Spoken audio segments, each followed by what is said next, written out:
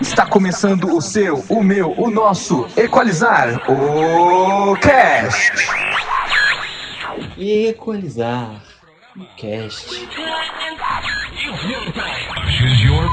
Hoje tem gol do Ribamar, Ribamar. Hoje tem gol do Ribamar, Ribamar. Hoje tem gol do Ribamar, Ribamar. O Vasco cresceu. Seja muito bem-vinda, sejam muito bem-vindos a mais um episódio de Equalizar, o Cast, o nosso podcast do Cursinho Equalizar. E hoje a gente vem aqui falar de um tema que eu tenho certeza que a maior parte de vocês, se não for todo mundo, tá super afim de escutar um pouco, que é sobre futebol. Mas não é só um papo de futebol de bar, daquele que a gente troca depois ou antes de um jogo, briga para falar quem que é o melhor jogador ou o melhor time, essas coisas que a gente adora fazer. Hoje a gente vai falar um pouco sobre futebol e política, um tema que talvez seja um pouco espinhoso, muita gente fala que não tem muita coisa a ver, que é tipo água e óleo, e muita gente ainda fala que futebol, política e religião não se discutem. E hoje a ideia é a gente bater um pouco de frente com essa ideia, conversar um pouco que tem a ver, que esses dois temas se discutem sim e que tem tudo a ver uma coisa com a outra, né? Mas para a gente falar disso, eu quero primeiro apresentar o nosso timaço aí de comentadores oficiais do Equalizar Futebol Clube, Lucas Henrique Eduardo Guará e nosso convidado de hoje, Rafael Tati. Por favor, se apresentem, pessoal. Bom, já sou conhecido aqui do pessoal, né? Já estou há um tempo em alguns episódios. Enfim, meu nome é Lucas, eu sou professor de História do Pré-Técnico. Eu também, hoje em dia, faço parte da Resistência Alvinegra, que é de onde o nosso convidado veio, mas ele vai poder falar melhor. Normal. Enfim, vamos trocar ideia aí, falar um pouco dessas origens do futebol, e a gente vai ver que a coisa sempre caminhou relacionada com a política, nunca se separou. Ei, gente, eu sou o Eduardo Guará, né, professor do Pré-ENEM, História. Estou um pouquinho sumido, né, estou voltando depois de alguns podcasts, tive presente no primeiro, estou voltando agora.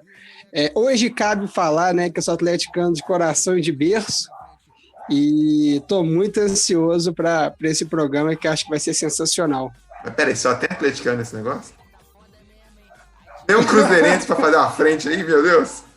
Cara, eu sou... Normal. Dominado.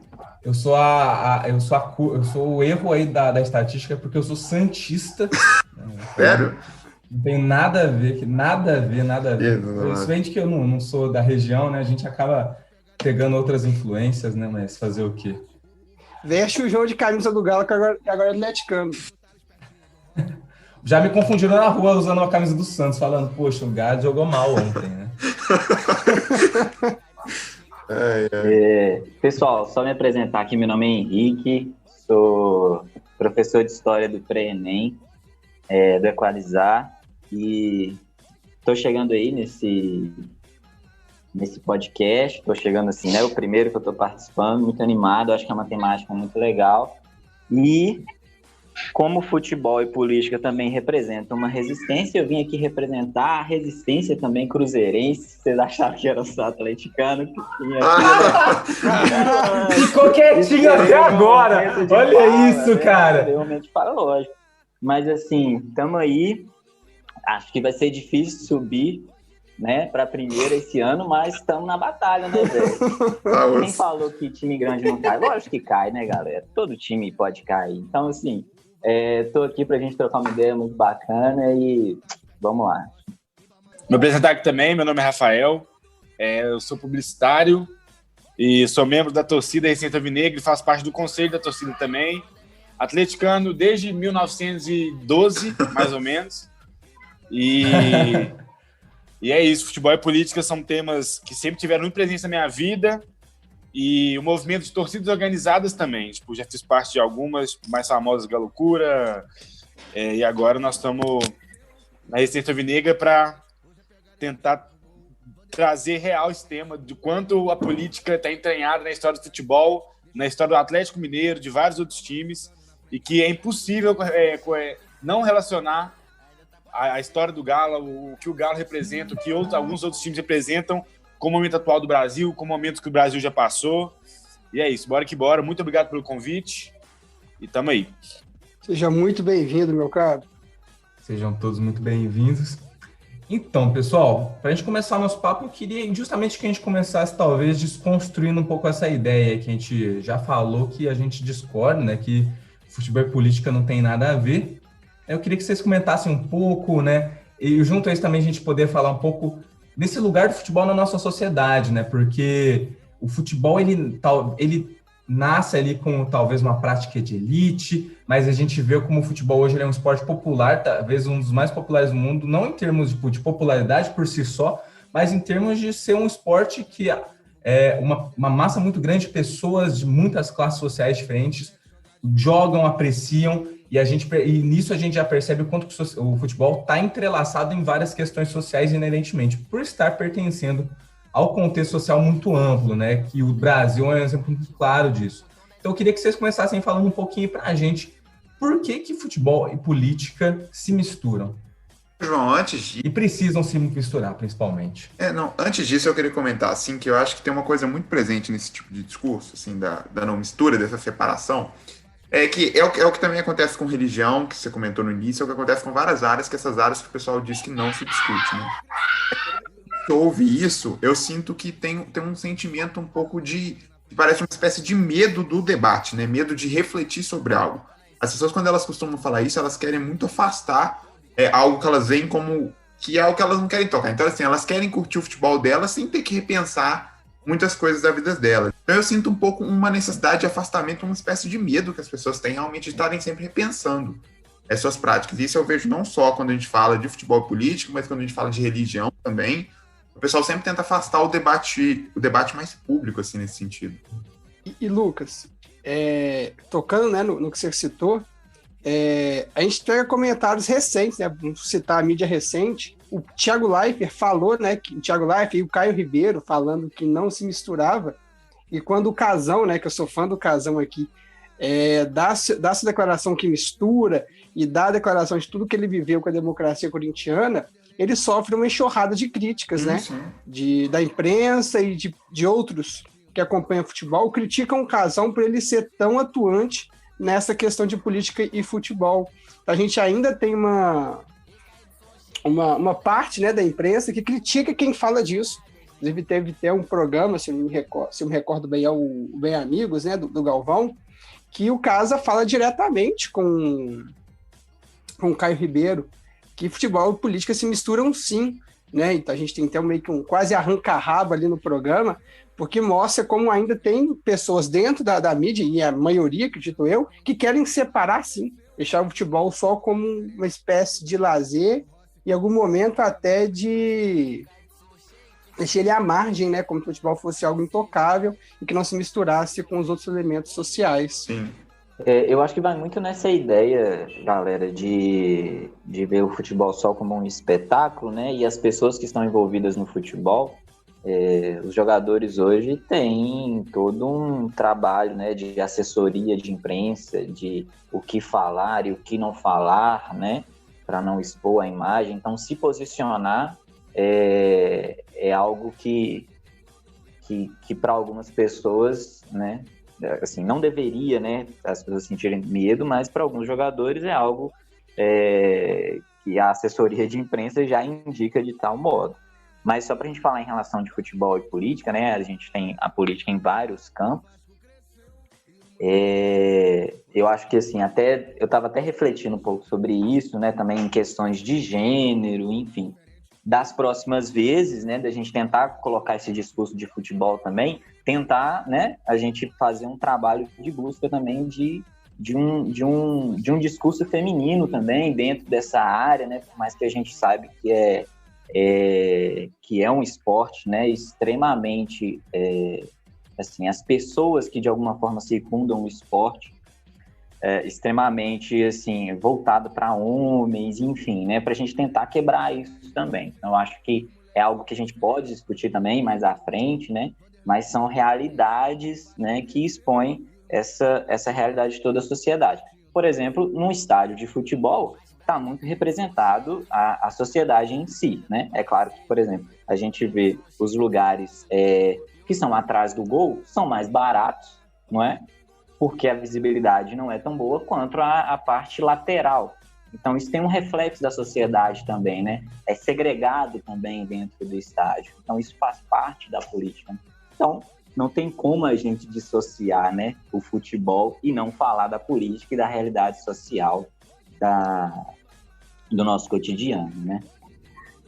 Sim, e para mim é muito claro que futebol e política não se misturam apenas quando, na verdade não apenas, mas normalmente quando a esquerda quer entrar, tipo assim, quer ter uma voz no futebol, porque a gente vê que os clubes, as torcidas organizadas, elas fazem movimentos políticos, elas tentam eleger candidatos, elas levam esse papo, mas quando a gente tenta trazer um viés, tipo assim, uma orientação política para dentro do estádio, aí sempre vem esse papo de que futebol e política não se mistura, e eles falam isso lançando um candidato a vereador, por exemplo.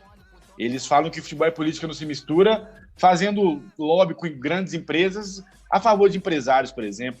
E aí, o meu maior questionamento é que quando chega no meu ouvido, futebol e política não misturam, vocês não podem fazer isso, não sei o quê, é muito claro que é porque eles têm um pouco de medo, assim,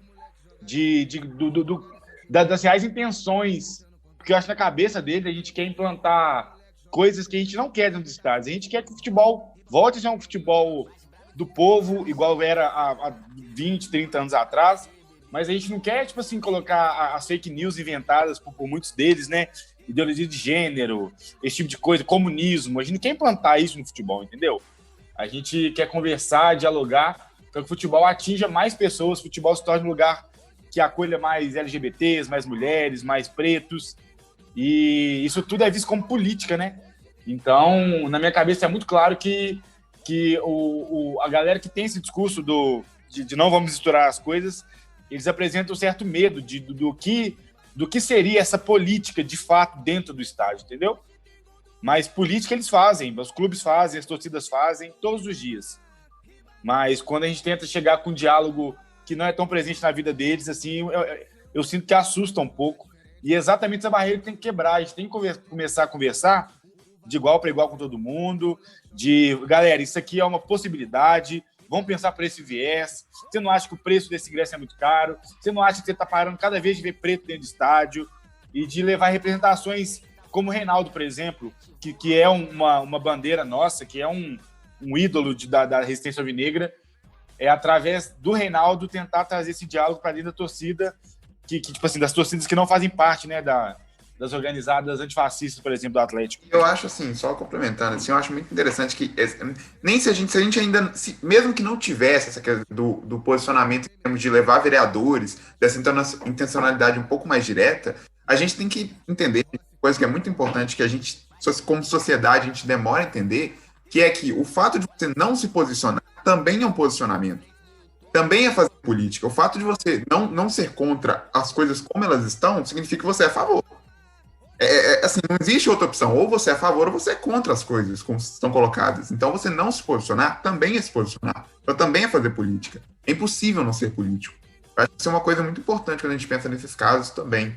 Que é igual a CBF falando, não pode ter, por exemplo, igual no caso da Resistência, que ela barrou a bandeira da Marielle Franco. Então, ela deu multa para o Atlético porque a Resistência tinha uma bandeira da Marielle Franco no estádio. Peraí, a CBF, ao fazer isso, ela está querendo dizer que não pode se ter discussões sobre a imagem da Marielle Franco no estádio. Isso já é um posicionamento político. No caso de barrar um tipo de debate, né? Sim, no caso no caso dessa bandeira específica, eu estava lá no dia, estava eu e o Igor, que também é do Conselho da Resistência, a gente desceu a bandeira para tirar uma foto e soltar nas redes sociais exatamente para trazer esse diálogo. Essa bandeira ela nunca esteve presente no estádio. A gente nunca colocou ela no estádio, deixou ela lá para o jogo do Galo, por exemplo. Ela foi usada exatamente para esse instrumento de diálogo, entendeu? A gente não imaginava que ia tomar a repercussão que tomou o Brasil todo. Várias tipo assim, pessoas importantes para o esporte, para a política, falando sobre o assunto. E foi uma prova que a CBF ela não está aberta ao diálogo. E a torcida do Atlético também entendeu muito mal, tipo assim, porque eles associaram muito a Marielle ao Flamengo, que ela é flamenguista, né?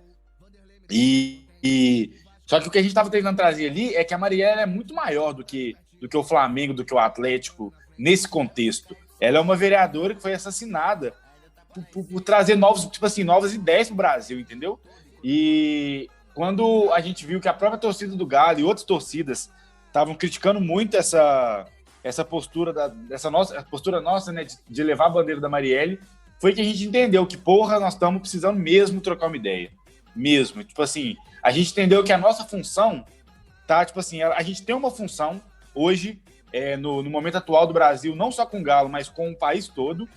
E essa tratativa que tiveram com a gente em relação à bandeira da Marielle mostrou que, assim, precisamos urgentemente dialogar, porque quando a gente coloca a bandeira de uma mulher preta que foi assassinada por ideais políticos dentro do estádio, a galera vem cobrar a gente, não, ela era flamenguista.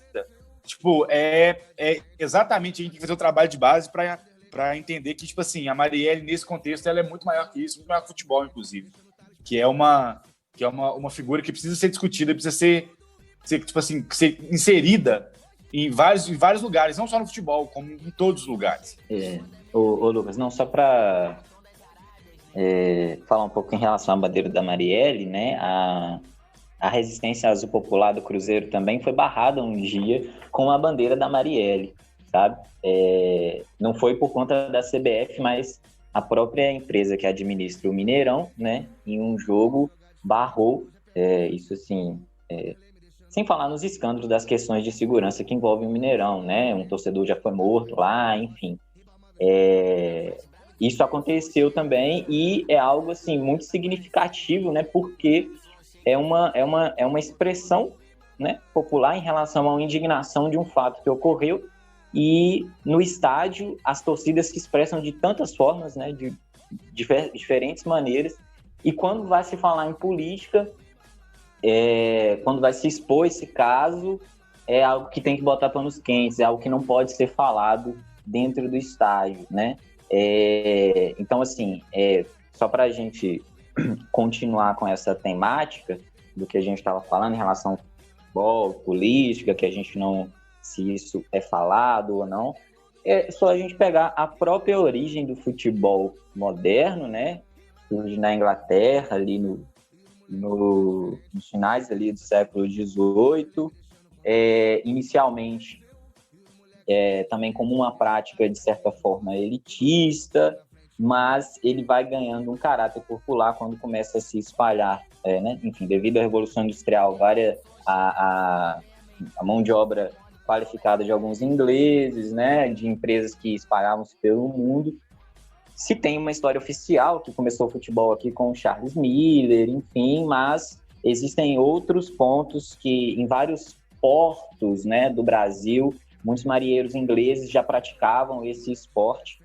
E esse caráter popular, a meu ver, ele vai muito da ideia de que é um esporte que envolve emoções, né? É um jogo coletivo e é um jogo simples de se jogar, né? Você precisa de uma bola. Quem aqui nunca arrancou o tampo do dedão jogando bola na rua? Pega dois cocos, bota o chinelo, né? 2 cocos, 2 chinelos. Tá valendo. Ô, Henrique. Diga. Desculpa te interromper, cara, mas é porque você citou algo muito importante e eu tenho uma série para indicar justamente que toca onde você está falando, né? Sobre a questão de começar na Inglaterra e ter...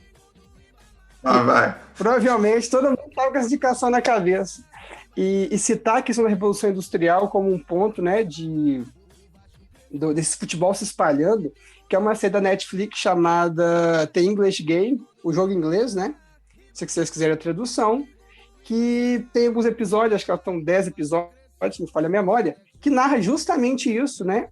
Como era a elite inglesa que jogava futebol, era muito mais como uma pompa, e tudo meio que começa a ser repensado a partir de um time de operários que começa a destacar, né? Eu não vou dar os spoilers, obviamente, mas o time começa a se destacar e eles começam a repensar tudo que estava acontecendo em relação ao futebol. De alguma forma, isso motiva outros times operários a entrarem nos campeonatos que tem um caráter elitista.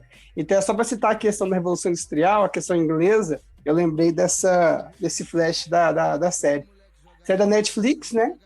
Lançada esse ano, inclusive, super nova, The English Game. O Guaraí, comentando assim em cima do que você comentou, o Henrique já estava falando um pouco disso, e aqui no Brasil acontece um processo muito semelhante, né? A gente tem o caso do Vasco da Gama, que é um caso emblemático, né, do Camisas Negras, que basicamente, e é interessante a gente observar como é que no próprio caso do Vasco da Gama, já teve reações. Então, essa coisa da gente falar dessa forma de posicionamento também, de combate, porque os Camisas Negras, para quem não sabe, foi um time do Vasco da Gama, o primeiro time, basicamente, do Campeonato Carioca, na época. Não se chamava Campeonato Carioca, inclusive. Mas foi o primeiro time que aceitou negro no seu time, e ele foi um time que foi campeão do campeonato e tudo mais. E depois que foi campeão, boa parte dos times do Rio, então eu sei que o Flamengo fez isso, o Fluminense, se não me engano, o América também do Rio, eles criaram uma nova liga, para de alguma forma tirar o Vasco do jogo. Então, assim, desde o começo a gente já tem embates nesse sentido, né? Embates de grupos que querem uma inclusão popular e grupos que não querem. Isso nada mais é do que política, em alguma medida. Sim. E aí, já que você citou o Vasco, vou fazer a citação de outro clube carioca, né? Que é a história do pó de arroz do Fluminense, que é uma história que remete muito isso, né? A gente tem o Carlos Alberto, que era um jogador do América, e se destacava, ele foi para o Fluminense, e como a torcida do Fluminense sempre foi considerado um time de elite, não aceitava, né, o Carlos Alberto, mas por algum motivo ele joga por ter uma relação de amizade com os dirigentes do clube carioca, e ele passava, né, pó de arroz na cara antes dos jogos para ter um aspecto mais claro, mais branco, e dessa forma não ser tão hostilizado pelos próprios torcedores do Fluminense. E com isso os adversários gritavam, né, pó de arroz, para tentar desmoralizar o atacante do Fluminense, que era o Carlos Alberto. E aí o Fluminense meio que adota isso ao longo dos anos, e hoje ele é conhecido como pó de arroz, a própria torcida joga, né, pó de arroz na entrada do time em campo, mas é uma história que começa com o negro tentando se enquadrar, né, no futebol de elite do Rio de Janeiro, ali em meados da década de 20. Então, né, citando a questão do Vasco, que foi um dos primeiros a colocar os negros para jogarem, né, a gente tem também outros jogadores tentando modificar, né, a sua origem ali para conseguir jogar. Não, e com certeza, quando a gente fala, né, que as torcidas são extremamente importantes nesse aspecto, né, atualmente a torcida do Fluminense entende que o pó de arroz é como um símbolo de resistência, por mais que outras torcidas acham isso pejorativo, no sentido, né, de ser algo afeminado, porque o futebol, enfim, de determinada forma expressa um certo machismo que existe na sociedade, né? O Fluminense coloca isso como uma resistência. Mas olha só, essa ideia do Fluminense, isso assim, só para gerar um pouco de polêmica aqui, né? Existe se eu não me engano, acho que na ata da primeira direção do América, isso assim, muito antes do Fluminense, que já tem um negro participando da própria criação do clube, assim, né, dos primeiros anos do clube em Belo Horizonte, né, mas assim, isso é algo que, por mais que a gente às vezes tem isso em documentos, né, enfim, mas é algo que o futebol em si, esse esporte que também é muito movido por sentimentos, enfim, em alguns momentos o clubismo também pode falar, mas claro, isso não exclui a ideia de uma luta, né, isso não exclui todo esse simbolismo que carrega, mas é porque essa questão do Fluminense realmente é um pouco... foi mais difundida assim, na mídia, né? Ele como o primeiro jogador, por conta do preconceito também no Rio de Janeiro, que já tinha outras equipes estruturadas, né? Mas em relação à participação do negro no futebol, pelo menos dentro da diretoria, da formação do clube, no América, existem alguns pesquisadores que colocam um pouco isso em questão, né? Mas, enfim, a gente sabe como a história é, né? São processos, né, de longa, de curta duração, permanências, né, mudanças, transformações, que a gente vai discutindo isso ao longo do tempo, né? Eu queria tocar num ponto que eu acho que é muito, muito importante que a gente destaque, que é a política ela tem muitas dimensões, né? E tem essa dimensão, por exemplo, da questão da resistência popular, da resistência contra o racismo, enfim, a própria questão da resistência com relação ao machismo presente no futebol, que a gente vai comentar um pouco mais no final, mas também essa política institucional, né? A mobilização de esferas políticas institucionais que instrumentalizam o futebol ou elementos do futebol para atender os seus próprios interesses, né? Eu fico pensando muito nas confederações esportivas, por exemplo, a CBF, ou até a própria FIFA nesse contexto, né? Que muitas vezes batem de frente com o que a gente acha que deveria serem os rumos que deveriam ser tomados dentro do futebol, né? Eu queria que vocês comentassem um pouco disso, como é que vocês encaram essas relações, muitas vezes muito tensas, do futebol, né, com essas instituições, com esses interesses que muitas vezes se apropriam, mobilizam o futebol para interesses, muitas vezes, que não deveriam ser aqueles que deveriam ser mobilizados pelo esporte, né? Bom, João, assim, para a gente falar dessa questão das confederações, eu acho sempre importante a gente remeter o período da ditadura.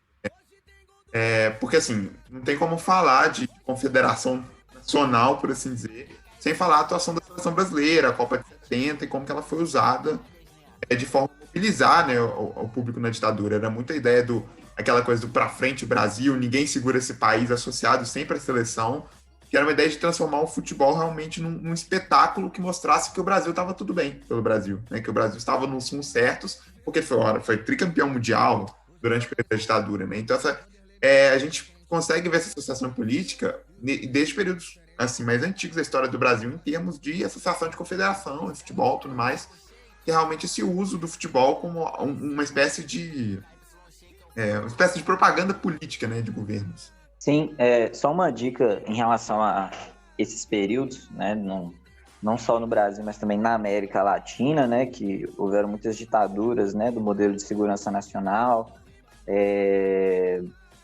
Tem um documentário da ESPN, chama Operação Condor, né, Futebol nos Anos de Chumbo, que, se eu não me engano, tem disponível no YouTube, pelo menos a última vez que eu vi, tem disponível no YouTube. Então tem capítulos falando sobre ditadura e futebol, né, no Brasil, no Uruguai, no Chile e na Argentina também, né. Então, assim, já que entramos nesse meandro, né, nessa questão, eu gosto muito de comentar um pouco sobre, não só no Brasil, mas também no Chile, né, como que os símbolos, né, do futebol foram apropriados de tal forma também por determinados governos, né. Um exemplo disso, um símbolo maior da prática de esporte, né, do esporte do futebol, seria o estádio, né. O estádio ele é visto como um monumento, assim, também, né, para essa prática esportiva. E quando a gente fala de ditadura, a gente também está falando da história do tempo presente, então existe ainda batalhas de memória, né? Então é algo que se discute ainda muito, né, para saber sobre a apropriação desses símbolos. No caso brasileiro, né, houve uma apropriação do estádio do Caio Martins, que fica em Niterói, que era o estádio, né, utilizado pelo Botafogo. E esse estádio ele foi construído na década de 40, mais especificamente em julho de 41, e ele já foi um palco, né, de várias expressões políticas do próprio Estado Novo, né, do Vargas, durante o período da guerra também, enfim. Então não foi só o São Januário. Sim. Inclusive, Henrique, isso que eu ia falar, do caso de São Januário, que você me remeteu agora, né, do período do Vargas, assim, como é que o Vargas também usava o futebol nesse sentido. Porque além da profissionalização do período, era ali nos estádios que era feito todas aquelas comemorações de dia do trabalho, então era também usar o estádio como realmente um local, um palco do governo, né? Exatamente, um palco também político nesse sentido. E o Caio Martins tinha esses usos também, né?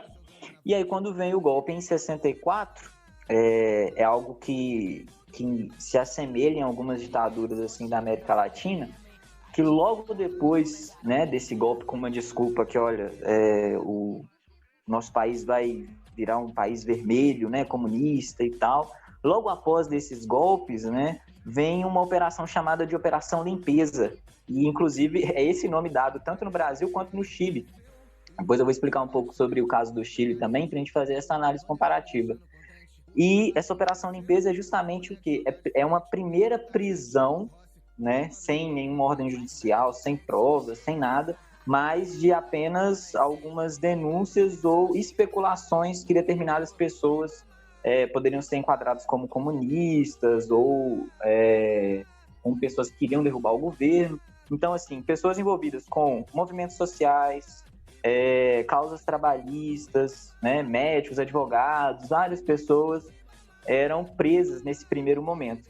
E como as prisões do Rio de Janeiro estavam lotadas nesse primeiro momento, eles colocam as pessoas no estádio, né, aliás, no complexo Caio Martins, porque o estádio tem uma parte, né, do gramado, a arquibancada e o complexo que envolve também o ginásio. Então as pessoas ficaram presas dentro desse ginásio, né? Isso já no primeiro mês, né? Em abril de 64, as pessoas já foram colocadas nesse complexo, né?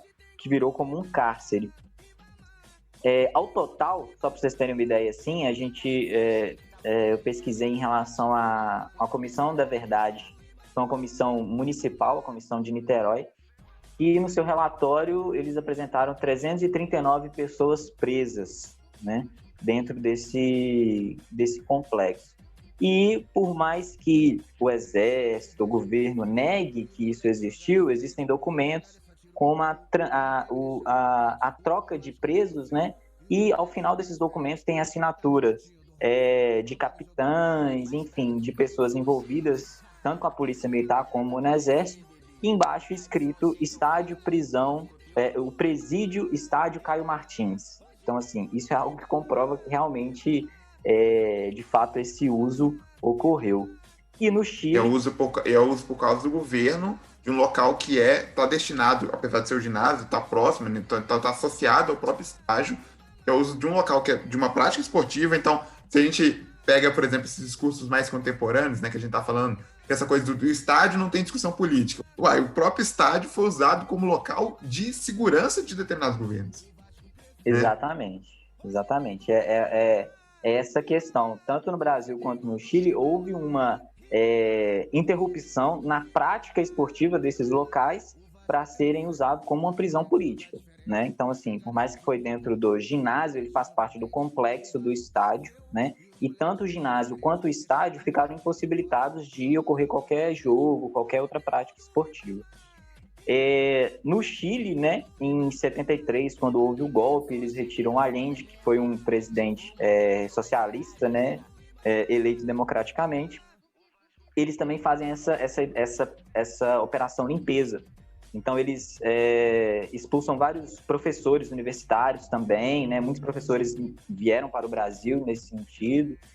E o Estádio Nacional do Chile, ele é utilizado como uma prisão política também, né? Agora, o estádio em si, a prisão foi dentro do estádio. Eles dividiram a parte do cárcere, né? Que as arquibancadas... foram utilizadas para a prisão masculina e a parte também dos vestiários e de piscinas da prisão feminina. Existem muitos casos de tortura, de morte também nesse estádio, e aconteceu um caso muito curioso nas eliminatórias da Copa, acho que para 74, né, o Chile ia enfrentar a União Soviética. E existem algumas informações na época que ainda nas vésperas do jogo ainda existia tortura e alguns presos políticos dentro do estádio. Dito isso, né, a União Soviética ela não participa desse jogo no Estádio Nacional do Chile em relação, né, a um protesto contra o Pinochet, e a seleção do Chile, a seleção da União Soviética não entra em campo, e a seleção do Chile, para comprovar, né, tipo assim, que ele vai para a Copa, né, em 74, ela tem que fazer um gol. E a seleção do Chile faz um gol com o estádio com nenhum outro time, só com o Chile, né, com a seleção chilena. E então, assim, isso é uma forma também de entender um pouco desses lugares de memória, como que eles são utilizados, né? De que forma que esses governos se apropriam, né, desse monumento do estádio representado como símbolo do futebol, né, da prática esportiva. E dentre outros casos, né, assim, que não só também nesses países, né, mas a seleção brasileira, o João Saldanha, né, ele saiu do comando da seleção brasileira por motivos que o governo suspeitava de movimento subversivo dele, e depois entra o Zagallo, que era um treinador de um time do Exército, enfim, tem várias questões que norteiam esse assunto, né? Ô, Henrique, trazendo para os dias atuais, o atual presidente do Brasil agora, ele usa muitos times todos como essa forma de institucionalização do governo dentro do estádio. Ele coloca a camisa de todos os times de futebol, ele finge que torce para todos os times de futebol, vai para estádio para fazer showzinho e circo. Então, assim, é uma coisa que aconteceu de uma forma muito mais pesada, né, da ditadura, igual você citou, aqui no Brasil, no Chile, mas até hoje o governo brasileiro ele faz um trabalho de base, e faz um trabalho de base muito bem feito, inclusive, dentro do futebol. Os presidentes de esquerda que nós tivemos nos últimos anos, eles nunca usaram tanto o futebol como instrumento para angariar voto, para mostrar que era preocupado com o esporte. E tipo assim, o atual governo, o Bolsonaro, ele faz muito bem. Ele chega e, tipo assim, ele dialoga. Sim, ele dialoga muito bem com os torcedores de futebol, entendeu? E é uma coisa que até aí tudo bem, porque o Bolsonaro, entre aspas, ele não traz um viés ideológico de comunismo, de ideologia de gênero, igual o pessoal acha que é a função que é o que a esquerda quer trazer para dentro do estádio, né? Que não tem nada a ver com isso. Então, assim, futebol e governo, ele é quase impossível de dissociar um do outro. E no Brasil nós temos times de futebol que eles foram criados, a criação deles permeia muito algumas épocas importantes do Brasil. Vocês citaram o caso do Vasco, por exemplo. O Corinthians, com a democracia corintiana, foi muito importante também na época da ditadura. Então, assim, quando eu vejo um torcedor, por exemplo, a Gaviões da Fiel, que é a principal torcida organizada do Corinthians, eles não aceitam pessoas que votam no Bolsonaro dentro, mas as pessoas não são bem-vindas lá dentro, porque essa prática, esse voto, ele vai contra a história do Corinthians, ele vai contra a história da Gaviões da Fiel. Então, quando um torcedor do Corinthians, do Vasco, do Bahia, do Atlético Mineiro fala, porque futebol e política não se misturam, eles basicamente estão falando que não entendem a história do clube que eles torcem. Porque não tem como você pegar o Corinthians, o Bahia, o Vasco, o Atlético e vários outros times e dissociar eles na verdade, nenhum time, né? Mas eu acho que tem uns times que têm essa ligação mais forte, desde a criação, né? Não tem como você pegar esses 4 times que eu citei, por exemplo, e falar porque não se mistura com política. Esses times são políticos. Eles se levantaram em cima de política. E aí não importa se é política de esquerda ou de direita. Política. Então essa dissociação é impossível. Os cantos das torcidas organizadas do Galo, desde sempre, são cantos entoados para o povo, a vida inteira. E isso é política, tudo é política, mas isso é uma política que eu acho que é palpável, entendeu? A torcida do Atlético, ela sempre palpou muita política. E agora, no novo movimento, dessa polarização que o Brasil está de esquerda e direita, o pessoal fica nessa de não vamos fazer política dentro do estádio, mas o Atlético Mineiro, ele é político, o Santos é política, o Vasco é política, e assim, não dá para dissociar, é impossível. Entrando nessa tecla, né, do Rafael, é muito doido isso de alguns jogadores, né, quererem falar que não se mistura e cometerem equívocos e desconhecer a história dos seus clubes, né?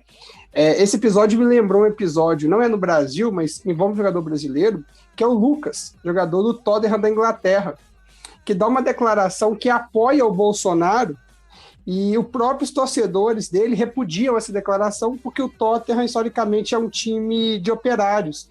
E os próprios torcedores questionaram muito o Lucas por declarar esse apoio. E aí tem que vir o clube para tentar blindá-lo, né, de uma torcida que não entende isso e de alguma forma, o repreende, né? Porque você está jogando num clube de origem operária, de origem, né, vamos colocar, humilde da Inglaterra, e você dá uma declaração dessa, você está indo contra o que a gente acredita. Então isso mostra também como o jogador ele quer separar um mundo da política, futebol, mas ele, em alguns momentos, ele participa e ainda ele ofende o clube que ele não conhece, joga, mas não sabe quem é o clube, né? Isso é um ponto muito interessante que o Rafael colocou. Não, e eu queria complementar aqui, porque toda essa fala também do Rafael me lembrou um dia. Eu tive a sorte, e eu digo sorte mesmo, porque a gente falando dessa coisa de ingressos caros, é um absurdo que a Conmebol cobra. E eu tive a chance de ir com um amigo na semifinal que teve da Copa América aqui no Brasil, que foi Brasil e Argentina. E a gente estava lá no jogo e tudo mais, e primeiro já é bizarro, que assim, uma coisa que eu reparei, a gente estava antes do jogo, e tava tocando músicas no estádio e tudo mais, aquele ingresso caríssimo, e tava tocando aquela música, aquele funk, eu esqueci o nome dele, aquele fala, não sei o quê, que pobre tem seu lugar, como é que chama? Eu só quero ser feliz. Não foi que... Esse é o rap da Isso, esse aí. É o rap da felicidade. Isso. E tava tocando essa música no estádio, bicho. Ingresso 230 conto, um negócio assim, e tava tocando essa música no estádio. Eu fiquei de cara, assim, como é que... A pessoa não sabe ler a música, né? O pessoal que montou a coletânea de música não consegue ler o que tá sendo dito ali, como é que é a contradição com a verdade. Mas nem foi isso que me lembrou, não. Isso foi só um comentário, um adendo. Mas o que me lembrou é que a gente tá falando do governo atual e tudo mais, e aí no intervalo o Bolsonaro entrou no estádio, no campo do estádio, deu uma volta no estádio, quase como se ele fosse aclamado, como se fosse um jogador de futebol. Então, assim, a gente tá falando dessa coisa de, o estádio... Então, novamente, eu sempre gosto de lembrar isso. Tem coisa que, por exemplo, tem bandeira igual a da Marielle, que foi colocada naquele dia e que o Atlético tomou multa por ela estar ali. Mas, um candidato historicamente de esquerda, que foi a Marielle, que foi assassinada, não pode estar no estádio. Mas o presidente da República, que é um candidato também com seu lado político, pode entrar no estádio, dar uma volta e ser aclamado pelo povo, né? Na época ele ainda... É isso que eu tava falando aqui. É isso que eu tava falando naquela hora. O futebol e política não se discute só quando a esquerda entra. Quando a direita tá fazendo política pelo futebol, tá tudo bem, entendeu? Porque a galera tende a achar que nós somos pessoas que vão tentar implantar algum tipo de homem do saco da direita no estádio, que é comunismo. Esse trem que, tipo assim, que não vamos, entendeu? Essa parada, tipo assim, porque a esquerda, ela é mais conhecida por fazer política, né? O pessoal da direita, do centrão, costumam ser são políticos, mas são os antipolíticos. São as pessoas que não concordam com os sistemas do comunismo, do não sei o quê. Então, quando... Ou que não fazem política, fazem administração. Exatamente. É isso que eu tô... Não fazem política, sou bom administrador. Exatamente. E é isso. É a galera do deixa disso, né? O problema é quando a gente entra, porque quando a gente entra, vem um histórico atrás, que ele é muito falacioso, inclusive, de que queremos implantar coisas no futebol. A única não, né? Mas o que a gente quer implantar no futebol é que ele seja mais representativo, que ele seja mais barato, que ele volte a ser frequentado por pessoas de periferia, que mulheres e LGBT sejam aceitos lá dentro. A gente não quer, sabe, tipo assim, ficar fazendo campanha para o candidato A ou B dentro do estádio, não. Diferente do que a direita faz. A direita, ela não quer, ela não luta nunca por esse lugar do pobre dentro do estádio, porque, igual você falou, eles são administradores, mas quando a gente tenta trazer essa voz do povo, da torcida organizada, que organizada é outra coisa que não tem como dissociar de política. Torcida organizada é política 24 horas por dia. É 24 horas por dia. Torcida organizada, por mais que tenham pessoas que não sejam, tipo assim, do povo, a torcida organizada, ela sempre foi composta por pessoas pobres, pessoas pretas, pessoas que tipo assim, que vivem basicamente a sua vida para aquilo ali. Então, é o que eu tava falando, é meio que o homem do saco do centro moderno, sabe? É coisa que não existe, isso é loucura. Camisa 10, põe a bola no chão e no meio da turbulência vem com a solução. Da fase ruim, você tira a lição e ganha um jogo de virada na raça e na determinação, que a chuva não deixou de cair. Então, pessoal, é isso. A gente conversou bastante, a gente deu para falar de bastante coisa, né, nesse episódio. E chegou o momento da gente fazer nossas despedidas, nossas indicações, né, nosso quadro aí, Indica o Ai. E aí eu queria convidar tanto o nosso time aqui, nossos já membros do podcast, quanto o nosso convidado, o Rafael, a se despedirem e também darem uma indicação, falarem de algo que eles acham interessante para a galera pesquisar depois. Bom, pessoal, a despedida de hoje, na verdade, o Guará roubou um pouco do que eu estava planejando, entendeu? Mas assim, eu vou indicar, na verdade, não é exatamente a ver com futebol, mas eu acho que mostra um pouco, principalmente no contexto da ditadura, que é um filme, inclusive, foi candidato ao Oscar de melhor filme estrangeiro brasileiro, né, de 2006, que é O Ano em que Meus Pais Saíram de Férias. Roubou minha indicação, caramba. Mas Guará roubou a minha, roubo da você. Nossa, mano. Geral roubando geral hoje. mas que é um filme que mostra, assim, na verdade, é óbvio que o nome é uma brincadeira, né? Não foi o ano que os pais saíram de férias, na verdade, os pais são fugitivos, enfim, eles acabam tendo que fugir do regime militar. E aí mostra um pouco desse contexto, bem ali próximo dos anos 70, mostra um pouco do contexto também da Copa do Mundo de 70, nesse período da ditadura. Então, assim, não é uma indicação de futebol específica, porque a minha de futebol específica é o Guará roubou, mas é a indicação que eu tenho aí para hoje. É um filme muito bom, então a indicação é para vocês. Eu queria indicar, na verdade, é um canal do YouTube chamado Peleja, que ele é muito bom, que ele fala muito sobre futebol, só que eles têm um tato muito bom, que eles não dissociam de forma alguma futebol da política. Então, acho que é de 3 em 3 dias tem um vídeo, e a maioria dos vídeos tem esse contexto político, eles explicam sobre várias histórias, todas que a gente citou aqui, tem algum videozinho deles lá falando um pouco sobre. Peleja no YouTube e @tudopeleja no Instagram. Os vídeos que saem no YouTube vão pro Instagram também em formato de GTV, então assim, é muito interessante. E eu gostaria de indicar também para todo mundo que gosta de futebol, para que conheça um pouco mais das torcidas organizadas. Claro, vou puxar um pouco o saco da Resistência, inclusive Resistência Alvinegra no Instagram. Sigam, por favor, lá a gente posta muito conteúdo falando sobre política de futebol, a gente mostra um pouco do dia a dia da torcida, as ações que a gente faz, mas para que saia um pouco da internet também, sabe? Que você vai no estádio, numa torcida organizada alguma vez na sua vida, até porque é muito estigmatizado, né? Que torcida organizada é bagunça, é porrada, e rola só coisa horrível, mas é um ambiente muito bonito, assim, de muito amor a um clube, de muito amor às ideias. Então, a minha indicação, além do canal no YouTube, é para que você saia um pouco dos filmes, dos livros, das músicas e vá um pouco assim para o estádio mesmo, para sentir na pele o que um jogo de futebol representa. Gostaria muito de agradecer o convite do Lucas, de todos vocês, e estamos aí, precisando, é só chamar.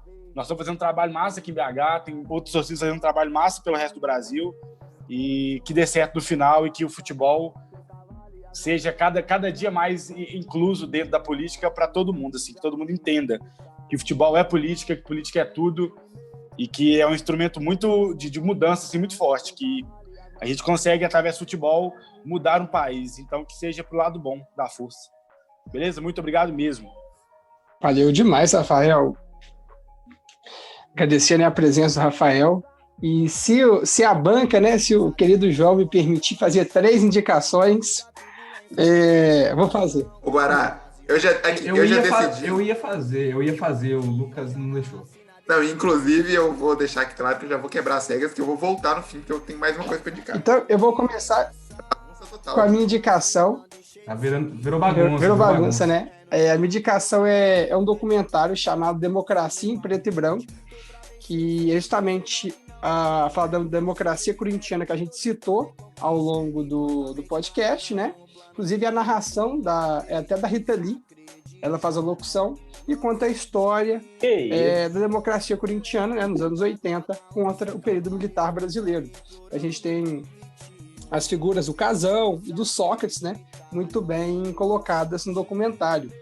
Vou indicar um outro documentário que é um curta-metragem pequenininho, mas é muito legal, que chama A Sociologia das Torcidas Organizadas, que é um curta-metragem desse ano, 2020, tem 15 minutinhos só, mas é muito legal para a gente entender como que as torcidas organizadas estão dentro desse universo da sociedade, beleza?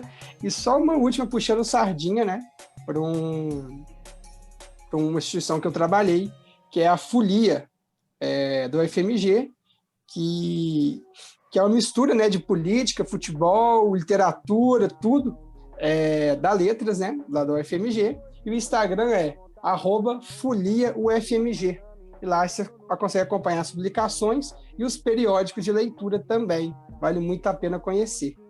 E foi um prazer estar gravando esse podcast, foi muito massa mesmo, tá falando sobre futebol e política, né, algo que não se mistura, algo que super se mistura, né, e a gente falou tanto que se mistura que a cabeça embaralhou, que super se mistura, estão completamente relacionados, e acho, né, que no final da minha despedida eu posso falar, vai Galo.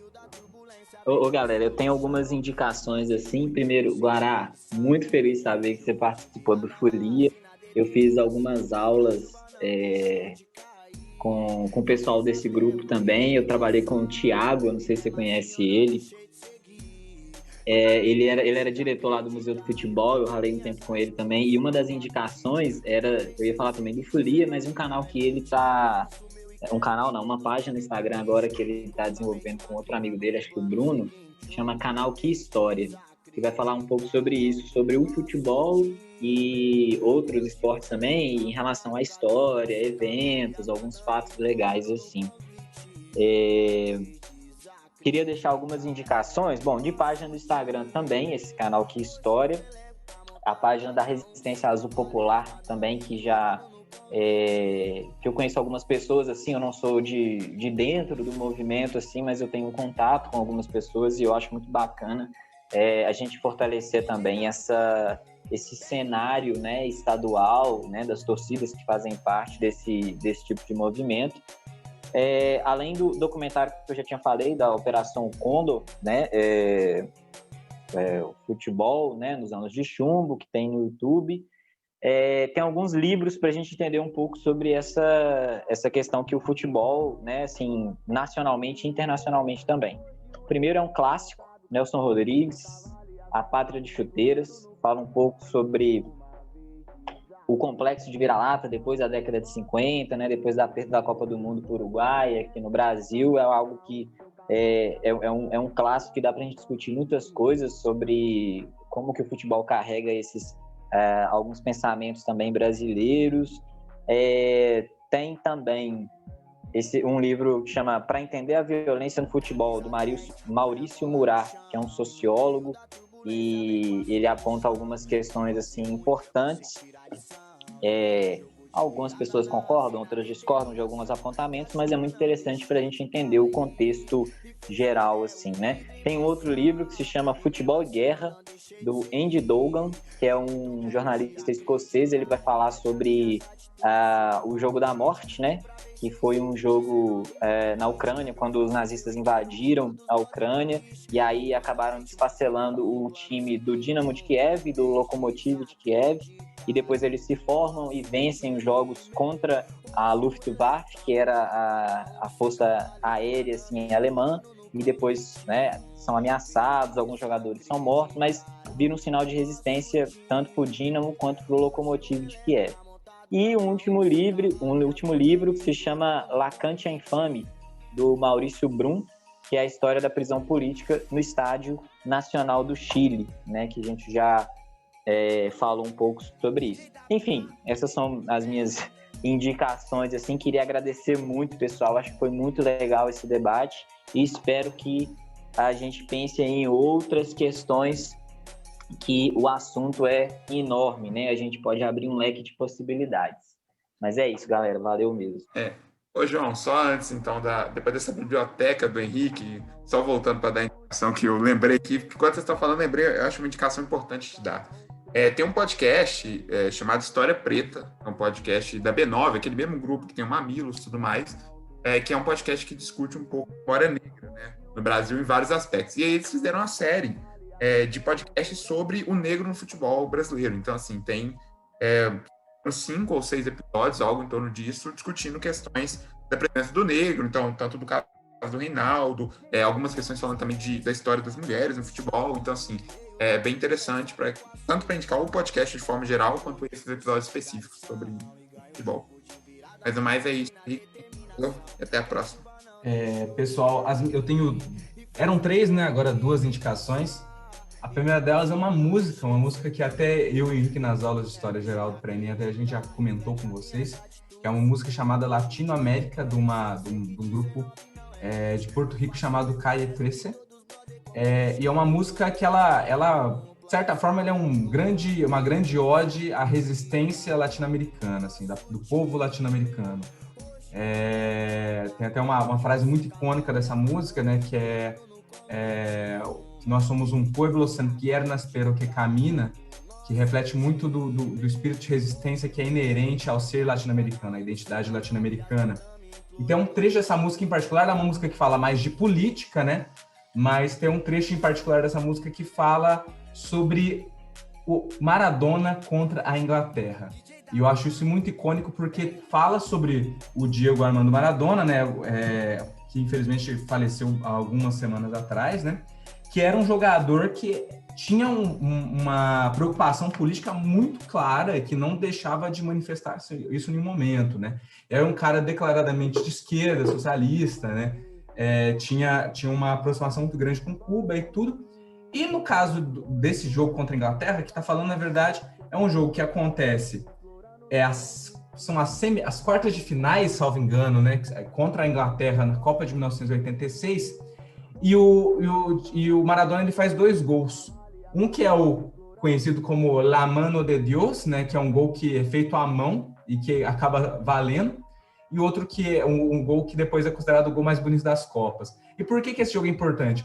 Porque pouco antes, a Argentina tinha sido destroçada pela Inglaterra na Guerra das Malvinas, que foi uma guerra que foi feita contra a Inglaterra para a retomada de posse de um conjunto de ilhas que pertenciam à Argentina, né, e que a Inglaterra toma, que depois, inclusive, veio a renomear como Falklands, que é o nome que é até hoje, que ainda são posse da Inglaterra, né? E essa guerra, em particular, ela mobilizou um sentimento nacional muito grande, né? Um sentimento muito amargo de derrota. E esse jogo, de certa forma, foi meio que uma catarse, foi uma forma de extravasar toda essa angústia, toda essa tristeza, todo o ódio que foi gerado por conta desse conflito e por conta de todas as mortes que foram geradas por causa da guerra. Então, vale até, inclusive, vocês olharem um pouco sobre esse jogo, né? Procurar no YouTube, tem gravações e tal, e ouvirem essa música, vale muito a pena. E outra indicação que eu queria fazer é de um filme, chama Linha de Passe.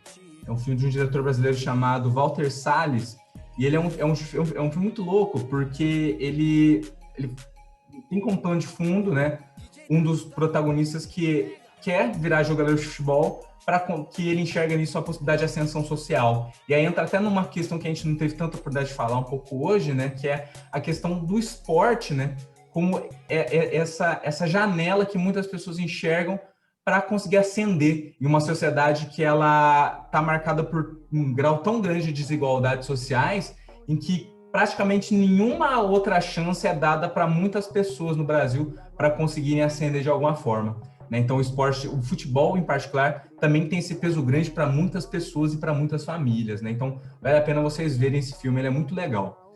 E no mais, né, queria agradecer a todo mundo, o Lucas, Henrique, o Guará, né, e o nosso convidado, o Rafael, né, agregou muitíssimo à nossa discussão, foi realmente um papo muito massa.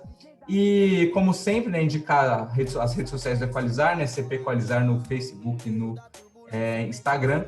E no Instagram, vocês já sabem, né, tem o nosso SAC, nosso serviço de atendimento ao consumidor ou ao cliente, né, a gente está com essa variação aí de nome, que é onde vocês podem dar dicas, perguntar coisas, fazer sugestões, criticar, enfim, é o espaço de vocês para a gente poder trocar uma ideia e, enfim, é um momento que a gente tem também para responder, para entender o que vocês estão achando do nosso podcast. Então, queria mais uma vez agradecer a todos, inclusive vocês ouvintes que nos ouviram até aqui, e nos vemos no próximo Equalizar o Cast. Só um adendo, nessa condição de zoeira de time grande não cai, só o João pode falar. O João sobrou aí. O cara tá falando caiado, o cara sobrou.